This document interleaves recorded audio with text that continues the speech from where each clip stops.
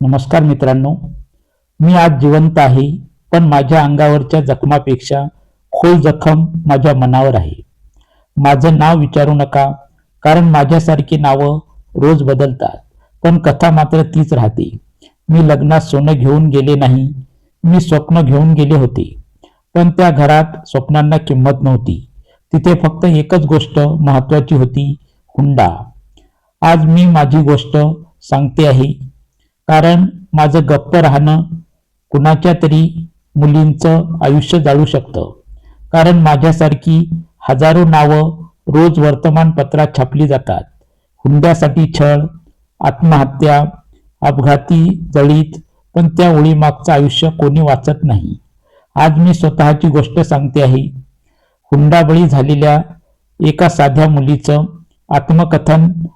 मी माझी गोष्ट सांगताना कोणावर आरोप करायला बसलेले नाही. मी फक्त माझं आयुष्य उघडं करून ठेवते आहे. कारण माझ्यासारखीच कुणीतरी आज कुठल्या तरी खोलीत बसून डोळ्यात पाणी धरून स्वतःला समजावत असेल, सगळं ठीक होईल.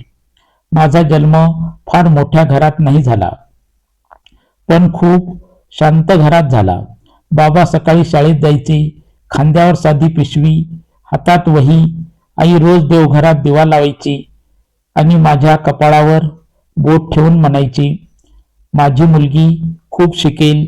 मला अजूनही आठवतं, पावसाळ्यात शाळेत जायला उशीर झाला तर बाबा स्वतः सायकलवर बसवून सोडायचे. आई माझ्या डब्यात भाजी ठेवताना नेहमी थोडी जास्त ठेवायची. तिला भूक जास्त लागते आज सगळ्यांना सांगायची. पण खरं म्हणजे तिला माझ्या पोटापेक्षा माझ्या आयुष्याची जास्त काळजी होती. मी खूप सामान्य मुलगी होते. फार सुंदर नाही, फार हुशार नाही, पण मनाने खूप हळवी. माझं स्वप्न कधीच मोठं नव्हतं. मला बंगला नको होता, मला मोठी गाडी नको होती, मला परदेशी फिरायचं स्वप्न नव्हतं. मला फक्त संध्याकाळी घरी येणारा माणूस हवा होता, जो विचारेल दिवस कसा गेला. मला फक्त एखाद्या सणाला हातात हात धरून मंदिरात आयुष्य हवं होतं. माझ्या मनातलं लग्न खूप साधं होतं. दोन माणसांचं, दोन मनांचं. कॉलेजमध्ये असताना माझ्या मैत्रिणी नेहमी बोलायच्या, तुझं लग्न कसं असावं. कोणी म्हणायची, माझा नवरा खूप श्रीमंत असावा. कोणी म्हणायची, माझा नवरा परदेशात असावा. मी मात्र गप्प बसायचे. माझ्या मनात एकच उत्तर असायचं, माझा नवरा माझा असावा. मला वाटायचं हे फार अवघड मागणं नाही, पण आयुष्य मला नंतर सांगणार होतं. कधी कधी हेच सगळ्यात कठीण असतं. आई एकदा स्वयंपाक करताना म्हणाली होती, बाळा, लग्न म्हणजे केक नाही, जिथे फक्त गोडपणा असतो. मी हसले होते. आईने हात पुसत माझ्याकडे पाहिलं आणि म्हणाली, जिथे सहनशीलता लागते, खूप लागते. तेव्हा मला वाटलं होतं आई जुन्या विचाराची आहे. आज कळतं, आई भविष्य पाहून बोलत होती. मी शिकत होते. छोट्या मुलांना ट्युशन घ्यायचे. त्या पैशातून मी माझी वही, पेन, कधी कधी आईसाठी साडी आणि बाबासाठी छोटंसं पाकिट आणायचे. मला स्वतःच्या कमाईचा फार अभिमान वाटायचा. मला वाटायचं मी कुणावर ओझं नाही.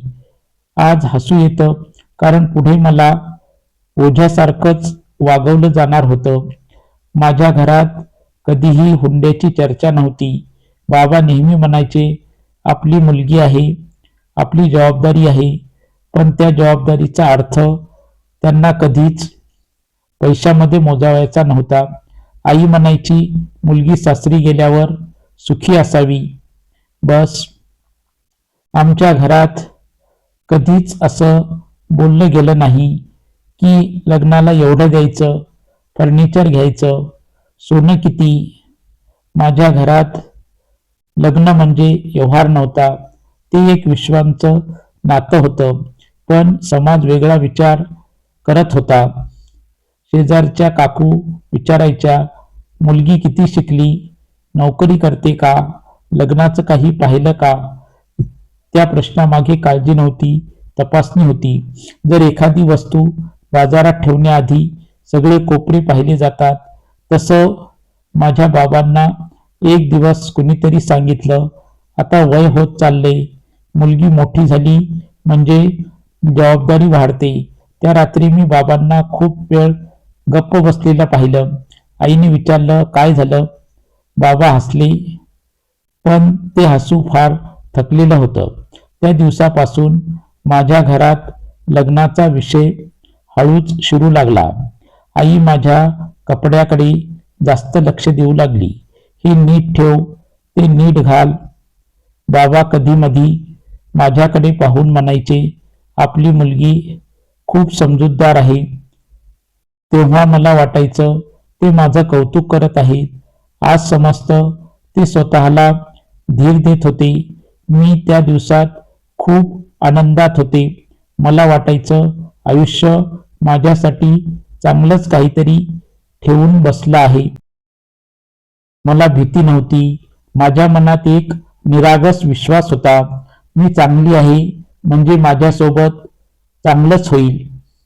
माझ्या आयुष्यातील सगळ्यात मोठी चूक हीच होती. मी स्वतःला चांगली समजत होते, पण मग माझ्याकडे मुलगी म्हणून पाहत होते. आज मागे वळून पाहते तेव्हा मला माझीच कीव येते. ती मुलगी जिला अजून माहीतच नव्हतं, तिच्या आयुष्यातल्या सगळ्यात महाग तिचं हसणं ठरणार आहे आणि सगळ्यात स्वस्त तिचं अस्तित्व. त्या काळात मी फक्त एवढंच म्हणत होते, मला प्रेम मिळणारं घर हवंय, पण मला हे कुणीच सांगितलं नव्हतं. कधी कधी घर मिळतं, पण प्रेमासाठी तुला स्वतःलाच जाळावं लागतं.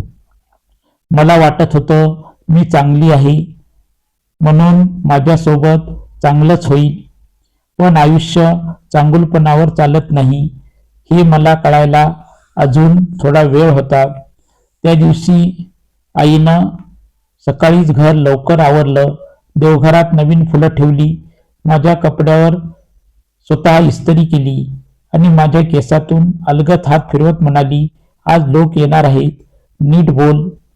त्या शब्दात भीती नव्हती, उत्सुकता होती आणि थोडीशी आशा होती. माझं स्थळ येणार होतं. हे शब्द ऐकताना माझ्या छातीत कुठेतरी धडधड वाढली. मी आरशात पाहिलं, तीच मी होते, पण त्या दिवशी माझ्या चेहऱ्यावर वेगळी जबाबदारी होती. जणू आज माझं आयुष्य तपासणीसाठी ठेवण्यात येणार होतं. ते लोक आले, 4 माणसं, सगळे नीटनेटके, सुसंस्कृत दिसणारे. मुलगा शांत होता, फारसं बोललाच नाही, पण त्याची आई, ती मला पाहताना जणू माझा चेहरा नाही, माझं भविष्य मोजत होती. माझ्या उंचीकडे पाहिलं, माझ्या हाताकडे पाहिलं, माझ्या बोलण्याकडे पाहिलं आणि मला पहिल्यांदाच वाटलं, मी माणूस नाही, मी एक निवड आहे. आईने चहा दिला. मी ग्लास पुढे करताना हात थोडासा थरथरला. कोणालाच दिसला नाही, पण मला माझ्या अंगातली घबराट जाणवत होती. थोडं इकडचं तिकडचं बोलणं झालं. माझ्या अभ्यासाबद्दल विचारलं. बाबांनी थोड्या अभिमानानं सांगितलं. माझं मन हलकं झालं. मला वाटलं कदाचित हे लोक खरंच चांगले असतील. मग ती ओळ आली, अगदी सहज, जणू काही खूप साधं बोलल्यासारखी. मुलाच्या आईनं चहाचा घोट घेत म्हणाल्या, आजकाल मुलांना लग्नानंतर सेटल व्हायला थोडी मदत लागते ना. त्या वाक्यात हुंडा हा शब्द नव्हता, पण त्याची सावली होती. बाबा क्षणभर थांबले. मी त्यांच्याकडे पाहिलं. ते हसले आणि म्हणाले, हो हो, आमच्या परीने करू. माझ्या अंगात शहारा आला. का आला हे मला तेव्हा समजलंच नाही, पण माझं मन कुठेतरी आतून म्हणालं, काहीतरी बरोबर नाही. ते लोक गेल्यावर आई खूप आनंदात होती. छान लोक वाटतात ना. मी काहीच बोलले नाही. माझ्या डोक्यात ते वाक्यच फिरत होतं. थोडी मदत लागतेच. 2 दिवसांनी फोन आला. स्थळ पसंत होतं. सगळ्यांच्या चेहऱ्यावर समाधान होतं. आई देवापुढे हात जोडून उभी राहिली. बाबांनी मला पाहून हसून विचारलं, तुला काही हरकत आहे का? मी मान हलवली. माझ्या मनात खरं तर कोणताही आक्षेप नव्हता, कारण मला अजून काहीच कळलेलं नव्हतं. मग हळूहळू शब्द बदलू लागली. मदत या शब्दाऐवजी थोडी अपेक्षा येऊ लागली. फोनवर बोलताना आई म्हणाली, हो हो बघू, आपण आपल्या परीने बघू. त्या वाक्यात आईचा आवाज बदललेला वाटत होता.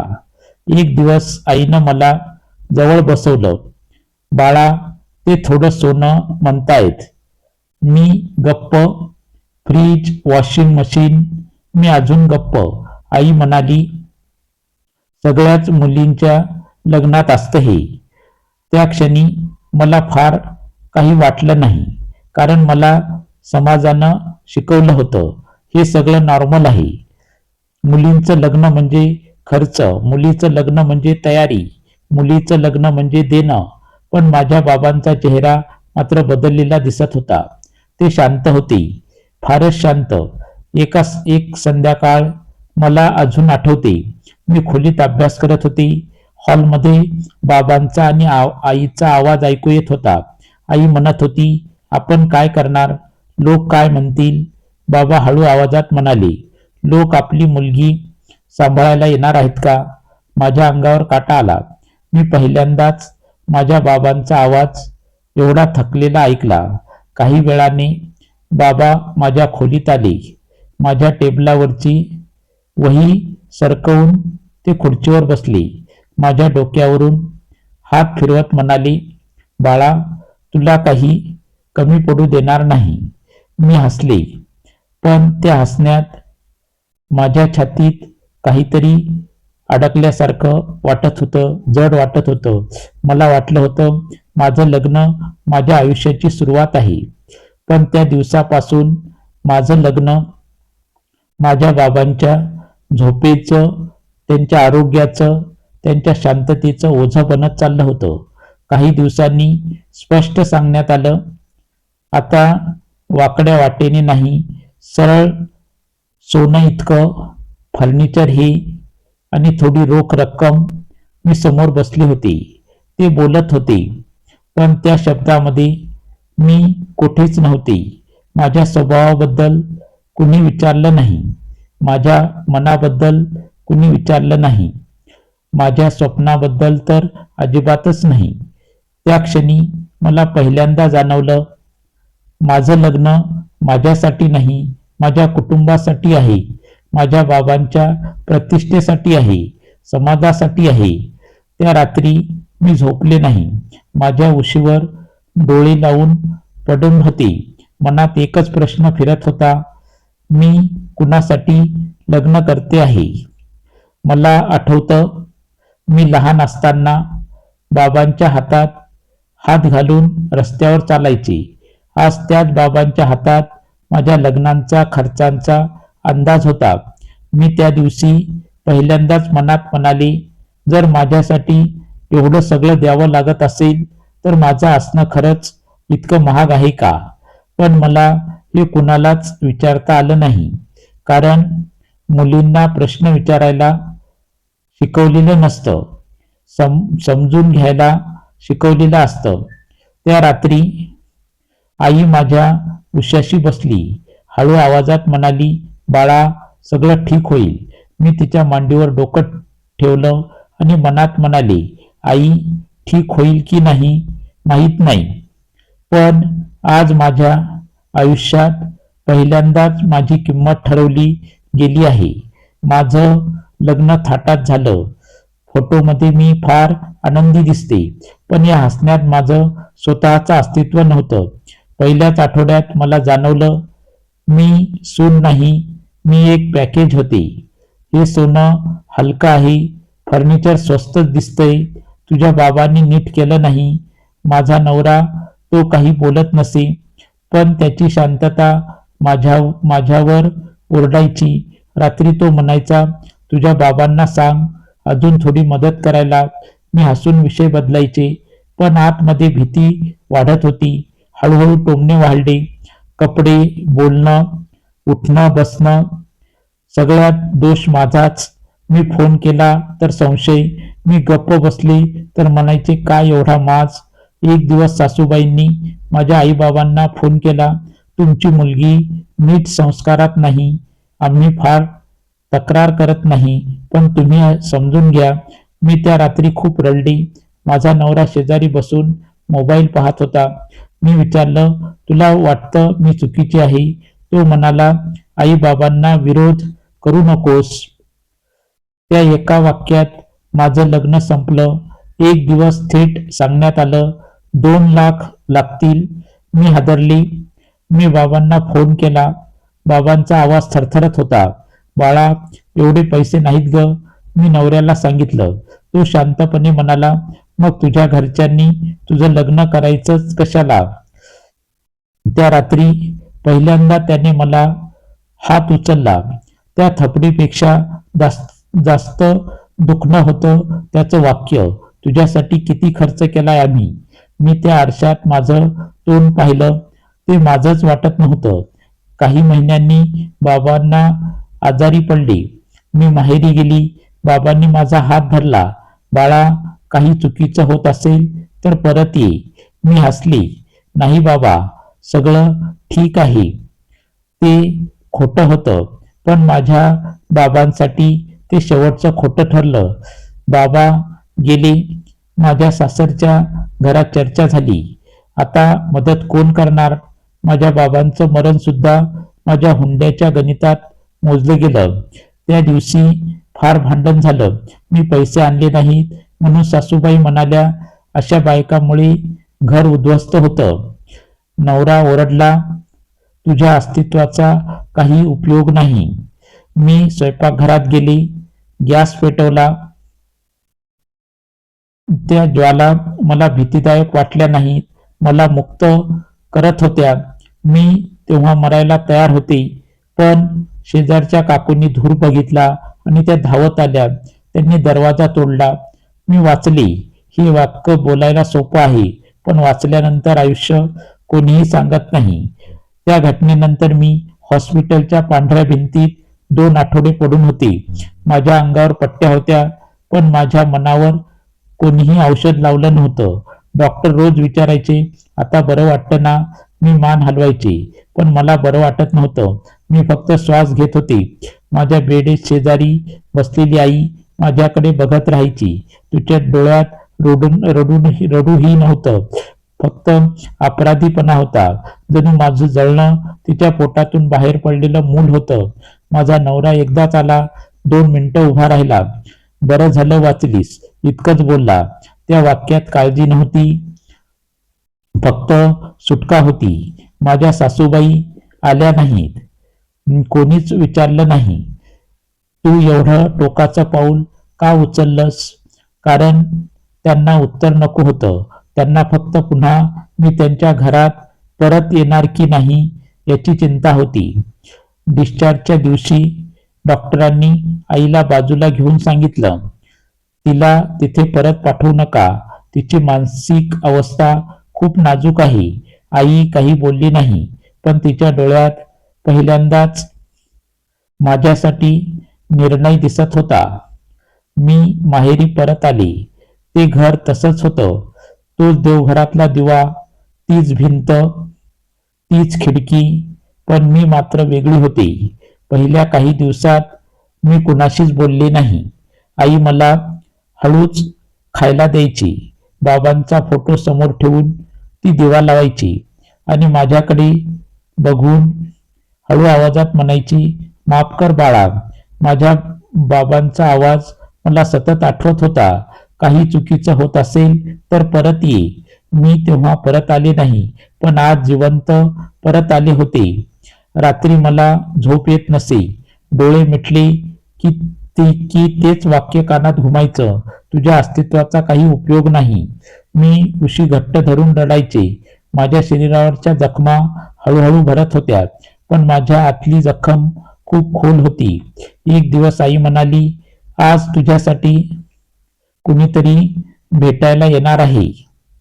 मी घाबरले. मनात पहिलाच विचार आला, परत पाठवायला तर नाही ना. त्या बाई आल्या, साध्या कपड्यात, डोळ्यात विलक्षण शांतता. त्या एका महिला आधार आश्रमगृहात काम करत होत्या. माझी गोष्ट आईने त्यांना सांगितली होती.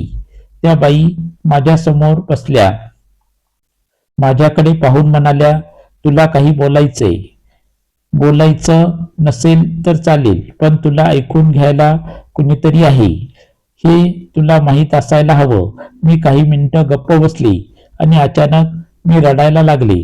असं रडणं जसं अनेक वर्षाचा श्वास एकदम बाहेर पडतो. मी पहिल्यांदाच माझी संपूर्ण गोष्ट कुणाला सांगितली. हुंडा, मारहाण, अपमान, आत्महत्या करण्याचा क्षण, सगळं. त्या बाईमध्ये एकदाही थांबवलं नाही. शेवटी फक्त म्हणाल्या, तू खूप मजबूत आहेस. मी पटकन म्हणाले, नाही, मी खूप कमजोर आहे. त्या हसल्या आणि म्हणाल्या, कमजोर माणसं इतकं सगळं सहन करत नाही. त्या वाक्यानं माझ्या आत कुठेतरी खूप हलकं झालं. काही दिवसांनी मी त्या आधारगृहात गेले. पहिल्यांदा पाय टाकताना माझे हात थरथरत होते, पण आत गेल्यावर मला माझ्यासारखेच चेहरे दिसले. कोणी जळलेली, कोणी मारहाण झालेली, कोणी घरातून हाकललेली, पण सगळ्यांच्या डोळ्यात एकच प्रश्न होता, आपण खरंच चुकलो होतो का? मी तेथे राहायला लागले. सुरुवातीला मी कोणाशी बोलत नव्हते, फक्त ऐकत होते. प्रत्येक स्त्रीची गोष्ट माझ्यासारखीच होती, फक्त जखमेचं ठिकाण वेगळं होतं. हळूहळू माझा आवाज परत यायला लागला. मी पुन्हा शिकवायला लागले. लहान मुलींना अक्षर गिरवताना पाहून माझ्या डोळ्यात पाणी यायचं, कारण मला त्या मुलीमध्ये माझं जुनं स्वप्न दिसायचं. एक मुलगी मला एक दिवस म्हणाली, ताई, मी मोठी होऊन टीचर होणार. मी हसले. मनात म्हटलं, कृपा करून तुला कधीच स्वतःची किंमत सोन्यात मोजावी लागू नये. आज मी आरशात पाहते तेव्हा मला एक जखमी स्त्री दिसते, पण एक जिवंत स्त्रीही दिसते. माझ्या शरीरावरचे व्रण मी लपवत नाही, कारण ते माझ्या अपयशाची चिन्ह नाही, ते माझ्या वाचण्याची साक्ष आहे. आज मी फोन उचलताना घाबरत नाही. आज मी कुणाचं नाव ऐकून थरथरत नाही. आज मला कुणाच्या परवानगीशिवाय हसायचं, बोलायचं, रडायचा अधिकार आहे. सगळ्यात मोठा बदल काय झाला माहिती आहे? आज मी स्वतःला ओझं समजत नाही. आज मी स्वतःला चूक समजत नाही. कधी कधी संध्याकाळी आश्रमगृहाच्या गॅलरीत उभी राहून आकाशाकडे पाहते. मला बाबांचा चेहरा आठवतो. मनात हळूच म्हणते, बाबा, मी तुटले होते, पण संपले नाही. आज मी माझी गोष्ट लोकांसमोर सांगते. काही शाळांमध्ये, काही सभांमध्ये, काही मुलींसमोर. मी स्टेजवर उभी राहिली की माझे पाय अजूनही थोडे थरथरतात, पण माझा आवाज थरथरत नाही. मी लोकांना सांगते, हुंडा म्हणजे फक्त पैसा नाही. हुंडा म्हणजे दररोजचा अपमान, दररोजची भीती, दररोजचा गप्प आवाज. आजची मी परिपूर्ण नाही. मी अजूनही रात्री कधी कधी रडते, पण फरक एवढाच आहे, आता मला स्वतःवर राग नाही. मी आयुष्य हारले नाही. मी फक्त खूप उशिरा स्वतःला वाचवायला शिकले. आज मी एकच वाक्य स्वतःला रोज सांगते, मी जळले होते, मी राखेतून परत उभी राहिली आहे. ही फक्त माझी कथा नाही, ही त्या प्रत्येक मुलींची कथा आहे, जिच्या हातात मेहंदीपेक्षा आधी भीती रंगवली जाते. ही त्या प्रत्येक वडिलांची कथा आहे, ज्यांना मुलगी देताना स्वतःचं आयुष्य तारण ठेवावं लागतं. आणि ही त्या प्रत्येक घराची कथा आहे, जिथे अजूनही लग्न म्हणजे नातं नसून व्यवहार मानला जातो. आज मी उभी आहे कारण मी मरायला नकार दिला. पण समाजात तू अजूनही बदलायला तयार आहेस का? आज प्रश्न फक्त हुंड्याचा नाही. प्रश्न आहे, आपण स्त्रीला माणूस कधी मानणार? तिचं शिक्षण कौतुकासाठी, तिचं सौंदर्य प्रदर्शनासाठी, तिचं सहन करणं परंपरेसाठी आणि तिचं आयुष्य मात्र समाजाच्या सोयीसाठी नको. आताही थांबायला हवं. आजपासून मुलीच्या लग्नात काय दिलं हा प्रश्न नाही, ती सुखी आहे का हा प्रश्न विचारला गेला पाहिजे. आजपासून मुलांना शिकवताना फक्त करिअर नाही, संवेदनशीलता शिकवली गेली पाहिजे.